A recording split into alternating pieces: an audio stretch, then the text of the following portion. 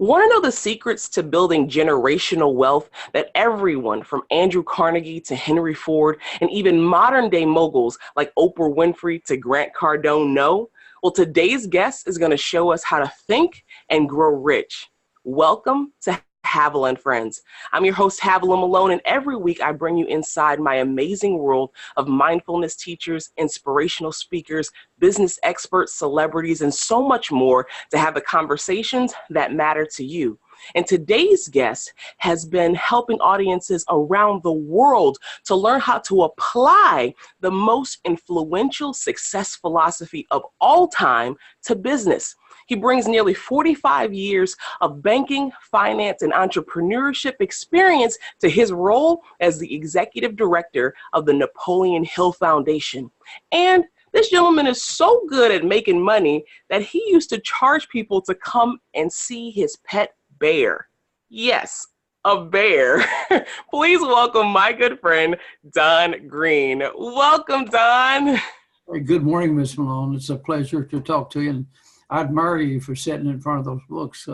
My wife once made a remark, we had a two-story house, if it ever fell in, at the bottom of the stack would be all of my books, because I have one room full of books. And my den is full of books because that's what we do. And I will average reading 3 or 4 books a week easily, sometimes more, in addition to the material that we do ourselves. And I just finished Leonardo da Vinci, which he was an absolute genius. And probably not a handful of people in the world realize it. He painted the most 2 famous paintings in the world, The Last Supper and Mona Lisa. Of course, he also did Madonna and Child. This was in the 1480s, 1490s, and it's lasted that long. And The Last Supper, it's a whole, there could be a whole book wrote about it. It's a fresco. It's 20 foot high and 29 foot wide. And the story, he kept tremendous notes on the book, on what he was doing. In fact, if you look at the picture of The Last Supper, Christ has got a clothes on very well matches what you're dressed in today. And he even explained how he mixed up that expensive paint because he stands out, which he should. There's six apostles on each side of him, and he's in the center, and he just stands out. And I'm sure he had that in mind when he painted Christ in blue. Oh, wow.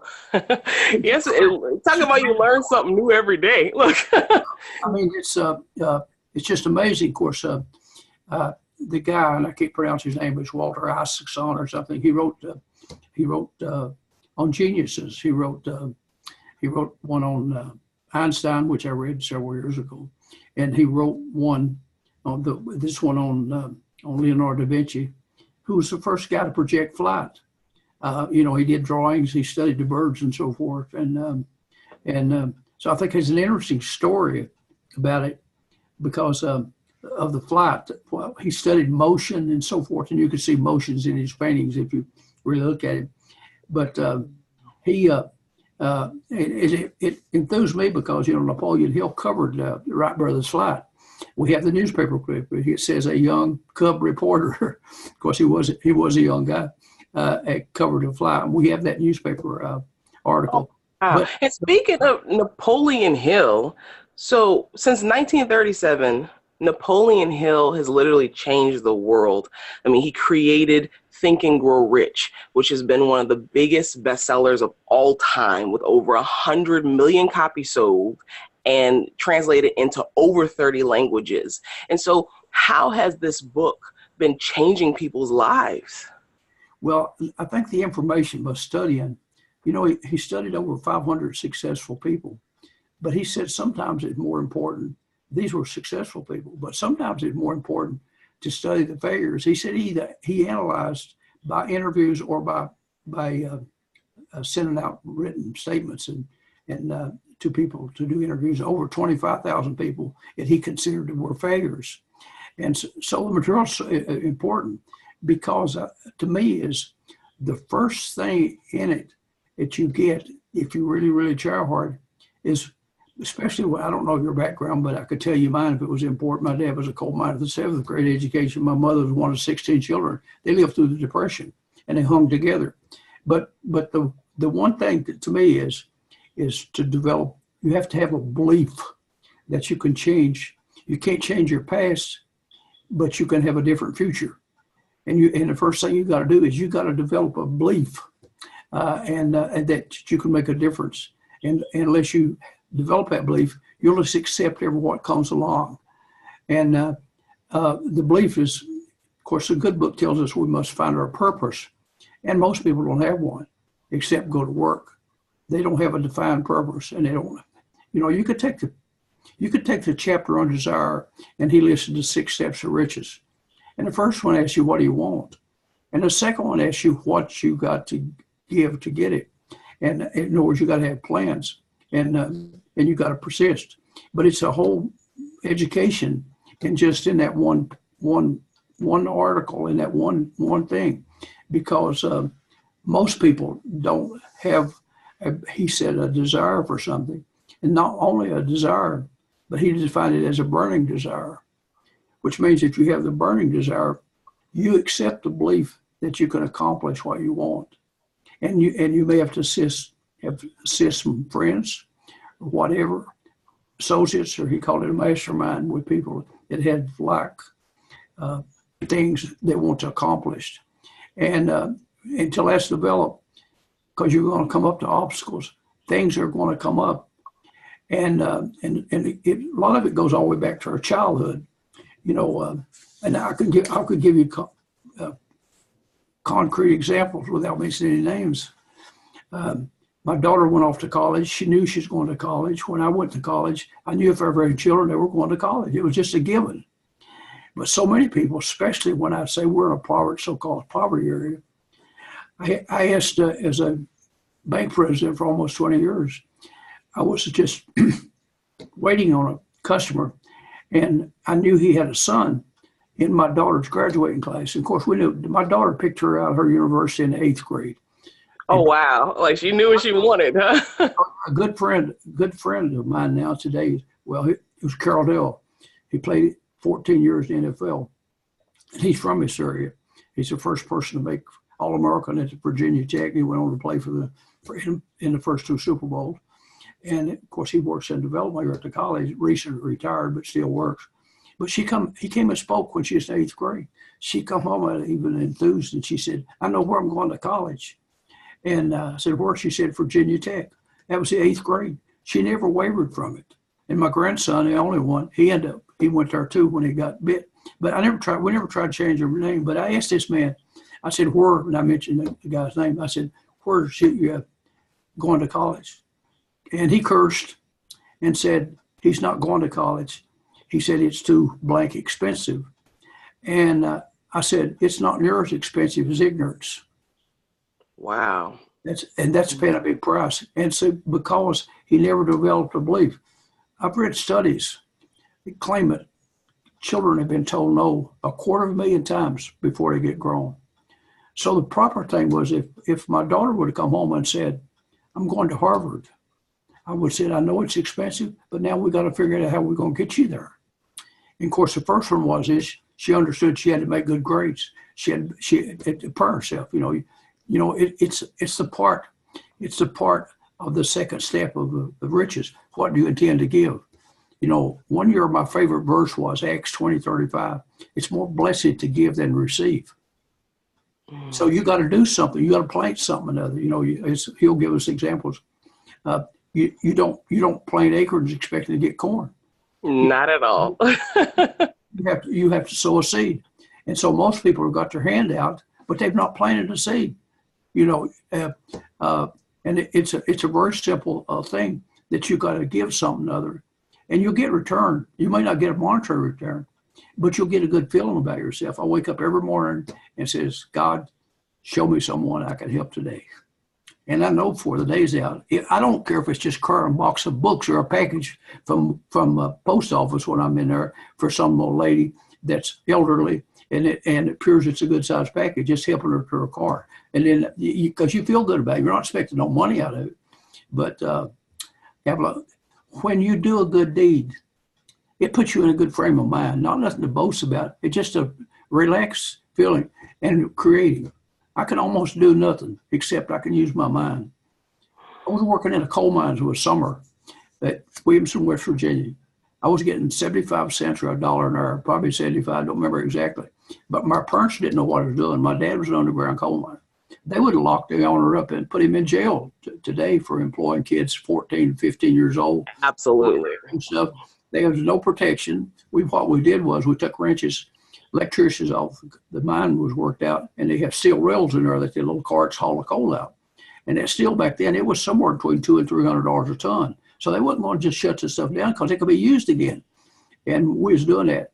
And I don't know why, but I've been reading. And then they're working one day. It came to me. My dad worked in the mines. He worked in the shipyard during the war, but he'd always worked, other than that, he'd always worked in the coal mines. And it's something like someone spoke to me and said, you know, there's nothing wrong with doing that labor. I admire people. I pump gas, drug school bus, cut mining timbers, I run the little zoo. I've done everything imaginable. I think any employment is joy in it. But something come to me and it said, like somebody speaking says, you know, these people like Dad, they work so hard to make a living, support their family, and they make a living. But people that's really making money, they're using their minds. They're making big money. And I was fascinated with making money. I can ask my mother real young about money for a Boy Scout uniform. And of course, she told it plain. She said, Lord, honey, we love to, but said, we can't waste your daddy's money. Said he crawled around on mines and he might get hurt or even get killed someday. We wouldn't have no money at all. So we can't waste our money. Well, that's enough to screw the H out of you. But she went on to say, well, your Uncle Lee said he don't have no boys. Said he's paid. He usually gives you a quarter every time you mow his yard, and that was pushing. And so here I am, little. I'm picking up pop bottles and along the road and doing things. And I'm saving every cent of it. And I got to $8 and a little over. I decided I didn't want that Boy Scout uniform because I was earning that money. I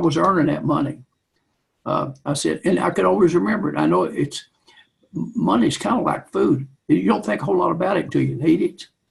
And in your mind, it triggers something in your mind. But then you reach a point that you see what the money has done for you, but you don't try to keep accumulate. You see a chance to help other people. And absolutely. There's such a bigger purpose for money. I think that's something that's on the minds of most people, is being able to, you know, build their wealth or build the money that they have in the bank. But we know that through Napoleon Hill's principles and the things that he teaches, that money starts as a mindset. Like money starts as a thought form in the mind, and it's something that can then be created, something that can then be attracted to you so that you have it. But it's not just about the having it, but it's about what you do with it and how you can contribute to the world.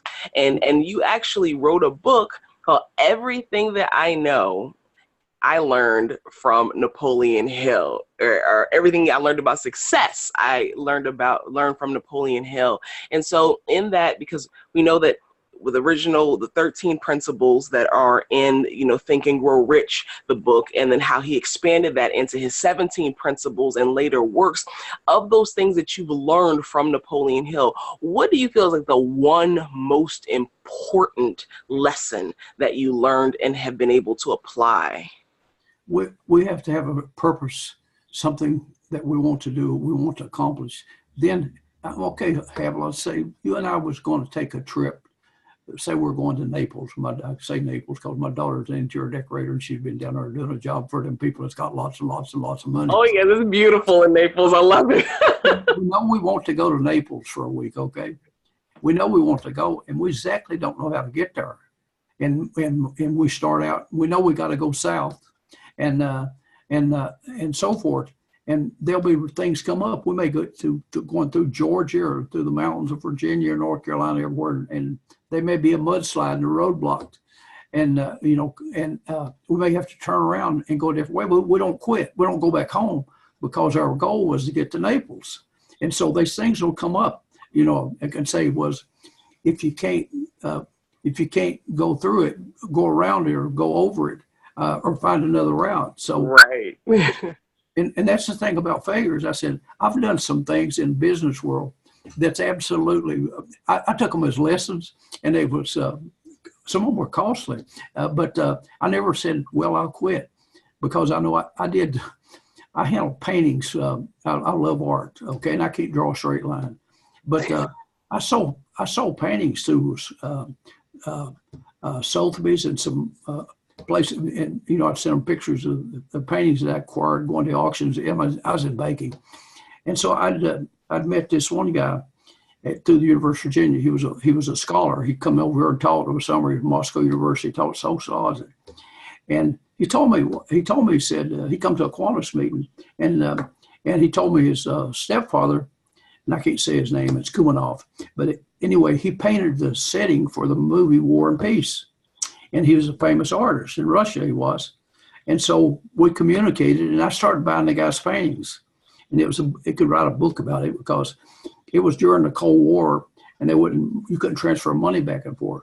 But I call him Professor Nikita. His name's a lot longer than that. I worked out a system. He had to have a Social Security card to teach at the University of Virginia. One year was University of Massachusetts. He taught at different universities over summer. So they had to hold Social Security out on him. He had to get a Social Security card for the United States. So I used it. I got him a debit card through the bank that I was president of. And then I had to come up with a password, a key. So I looked out the window, and I saw my friend's station, and the gas was 49 or 39.9 something or other. And so I used that, what I saw on that sign is his pass number. So when he could go to Sweden, then he could go to an ATM, and it was just several $1,000s, but I had a little bit of fear of the money would get somebody to end up with it. So I limited it to $500. So I would tell him when I was sending money. So he'd go to Sweden, or he's over here, he could go to the ATM and he could draw $500 out a day on the thing, out of the account. But then I wanted to sell some of the paintings. I had so many of them. And I sent them off, and then I went to it was in Washington D.C. suburbs. It was the artist was a company. It was called Sloan and Kenyons. I'd sold stuff to Sotheby's, and so a guy convinced me that that would do good. But and we went up, and they had hors d'oeuvres and wine, and it was a social event, and they do these auctions off. Some of them did pretty good. But some of the paintings didn't. I don't even really brought what I gave for them or not. I had visualized what each one of them would bring. And what I failed to do was I had signed a contract, but I didn't put a minimum in it. In other words, I should have put every how many thousands I wanted for it. And if it didn't sell, I still had the painting. And I didn't do that. Well, it had never been necessary before, and I thought it was funny. But I said, what I learned from it was the next time I do paintings, I'm going to determine what I want for it.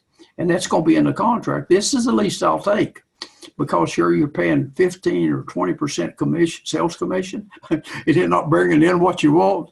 And so but I was laughing about it. I thought it was funny. I said, well, I learned from it. I won't do that. It won't happen again. And speaking, that example or that experience did teach you a very valuable lesson, and really speaks so much to the 6 steps to riches that Napoleon Hill brings out in Think and Grow Rich, where he talks about, fixing your mind the exact amount of money that you desire. Like, you have to be concrete about the things that you want to be able to bring them about. And then secondly, determine what you're going to give, to be able to get that in return. Third step is to be able to define a definite date by which you're going to get it. You have to be concrete about when is this going to happen, not leaving it open to forever or whenever. And then fourth, to create that plan, an actual plan to help bring that about. And I love this fifth. It says to write out your plan, like write out the statement of what you want, when you're going to get it, how it's going to come about, what you're going to do for it. Write this out. And then that 6th step is to read that out loud twice a day, and with feeling, with conviction. And that goes back to that thought process being so important, that you put your mind, your heart, all of that in that purpose that you talked about having.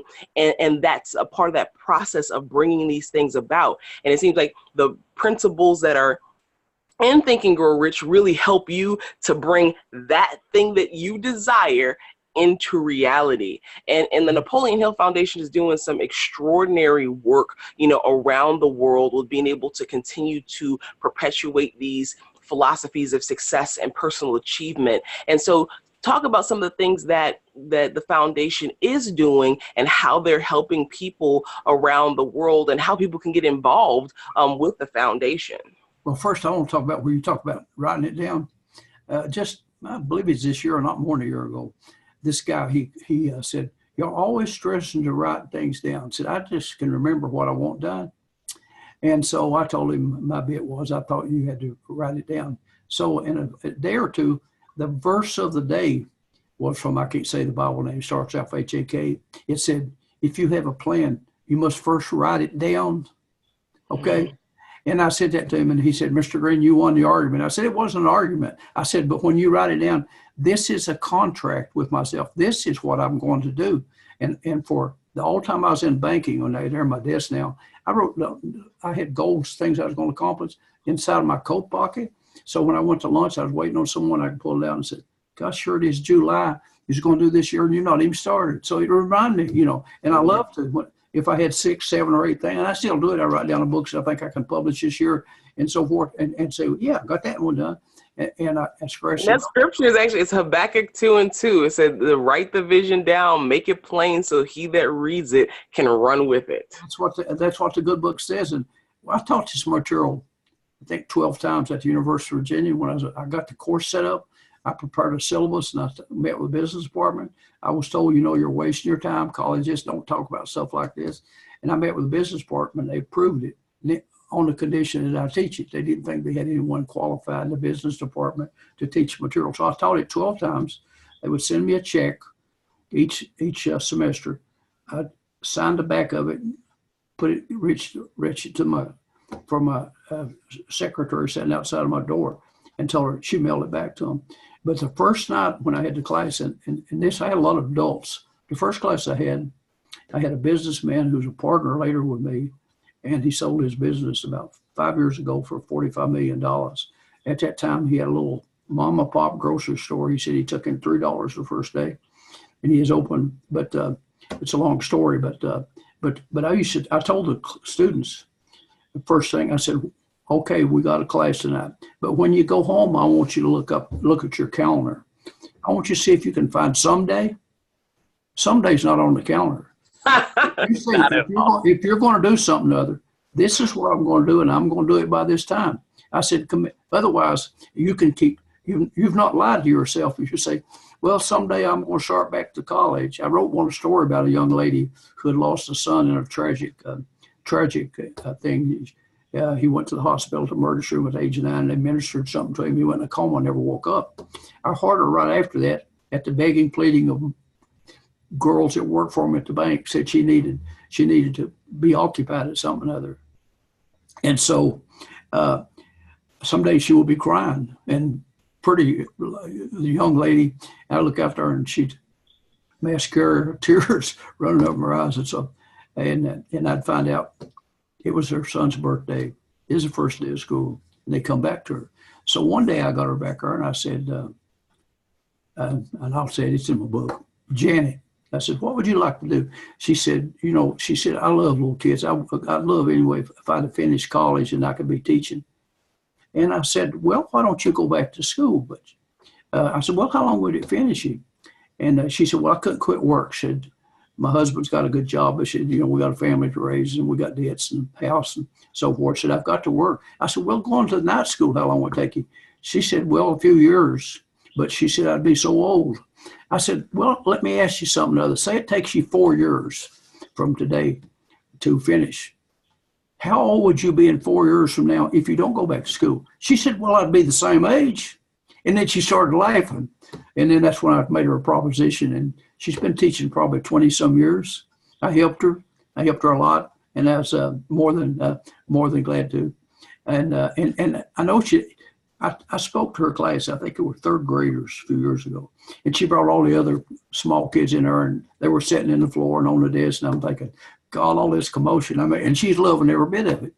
And at the end of it, I'm sure she prompted them. Every one of them Every one of them kids lined up and wanted to shake my hand. You had to thank me. I'm sure she prompted them, but it was a good, good lesson for them. But and I could tell you story after story of the kids that went through my class or the ones that I've employed. I could, and that's what feels good. That's what. And I love that, to be able to give these principles of success to our youth, to the children who are then going to grow up into the adults that are the ones who live on this earth, that create the future that, you know, we get to enjoy and that generations get to enjoy. And it was such a privilege and honor working with the Napoleon Hill Foundation and creating this book, The Amazing Adventures of Oliver Hill, which is the children's version to be able to teach those 17 principles of success. Because even when we learn something that's of value, we don't want to just hold it for ourselves. You talk a lot about contribution and giving back and being able to pay it forward in certain, in all things, really. And so to be able to put that as a foundation for growth for the next generation is something that's extremely important, because our success is not just about us, but it's about every life that we can touch and every life that we can affect. Well, you know, I'm president of the foundation board at University of Virginia, where I'm at for numerous years. And our students last year graduated with the second lowest debt load of our college, four-year college in the United States. Quite an honor in the poverty area. We raise a lot of money. We only have 2,000 students, but last year we raised over $17 million that go into scholarships. And the Napoleon Hill Foundation, we've endowed 20 scholars. They're kids that go with teachers or professors. They go to Job Corps, they go to high schools, grade schools, and college, and they put on, and even the kids. I was going into a Mexican restaurant one day, and the lady sitting there was a lady judge. And of course, she's with her father, who lived to be 96, and he was a chancellor out here, and on my board of trustees. And I just went by and said, "How you guys doing?" And she said, "Dawn, let me tell you something." And she said, "You know those scholars that you've been working with?" She said, "They've come and talked to my kids in domestic court. This is kids who are in trouble." And she said, "The kids just love them." She said, "I found out," she said, "young kids will listen to younger people better than they will older people." So the reason I love working with the kids, I could sit down and show one of them how to become a millionaire if that's their goal over a period of time, and it would work every time. But it's a lot easier to get that into a 13, 14-year-old than it is somebody when you get my age. We think we know it all. Ain't nobody can, Right. you know. And so it's a pleasure to give them books and to see them. One little girl worked for me. It was valedictorian, and she finished in, her dad's underground coal miner.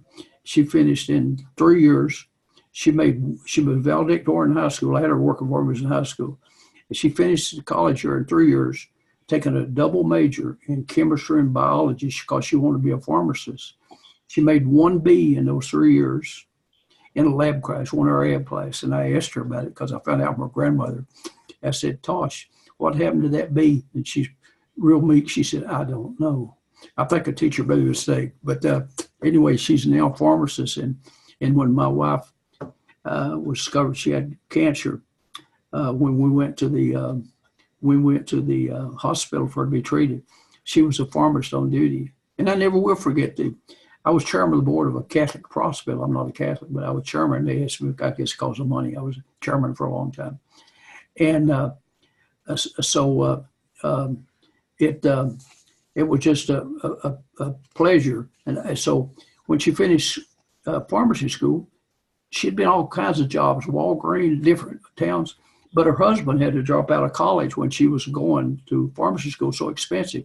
He worked. He never finished. She wanted him to be somewhere where he could finish school while she worked. She wanted to stay local, and so he could finish because he wanted to be a CPA, which he is today, and he ended up with a firm that does my taxes. But anyway, so the guy was CEO of the hospital. They had transferred him nearby to a larger hospital. So I found out she hadn't been able to get a job. So I called David. And I said, "David, I got this little girl that worked for me. I said, she worked about 6 years. She's valedictorian in high school. She made 1B. She's cute. She's out of a wonderful family, working family. And I said, she's going to make someone an excellent employee as a pharmacist. And he said, Don, he said, we don't have any openings for a pharmacist. But he said, I'll tell you what. Said, you tell her to go online to our website and apply for a job. And he said, I'll get on the phone after I read her app. And he said, I'll call some people to see if they got an opening. I'll do that for her. And I said, okay. Well, I forgot the matter, and I don't know, a few weeks went by, and he called one day. He said, Don, said, I just called to tell you. He said, we heard Miss Sturgill said she starts to work Monday. And I said, well, David, you told me y'all didn't have a place for her. He said, we interviewed her and said we made a place for her. Oh, so, I love that. I love it. Working a few years and got a little kid, Clary. It's about 3 years old. Josh is working as a CPA. So you don't know how good that makes you feel. I mean, it's just hard to express. And absolutely. And when we change people's lives, like that's what makes all of the difference in the world and when we're fulfilling our purpose. And Don, I want to thank you for your amazing wisdom, your stories, and the work that you do with the Napoleon Hill Foundation. You know, the Napoleon Hill Foundation is a nonprofit organization that is put in place to help perpetuate the philosophies and teachings of Napoleon Hill around the world to be able to help make the world a better place. And there are so many people who have benefited over the years, from Steve Harvey to Rob Dietrich, Marianne Williams, Damon John, Dolly Parton, and so many more people who you know and love their stories. And so if you want to be able to get more information about the Napoleon Hill Foundation, also to pick up a copy of Think and Grow Rich or any of the multitude of amazing books that they have available, you can go to naphill.org to be able to get more information, as well as about educational programs that they have that are available for you to participate. And when we share our stories, we have an opportunity to live, to learn, and to love a little bit more. And I want to thank you all for tuning in to Havilah and Friends. I'm your host, Havilah Malone, and I can't wait to see you next week. And thank you so much, Don. You're very welcome. If I got time for a parting word, you know, we're always talking about leaving a legacy. I don't want to leave a legacy. I want to live one. I want to see the results of what I've done while I'm here.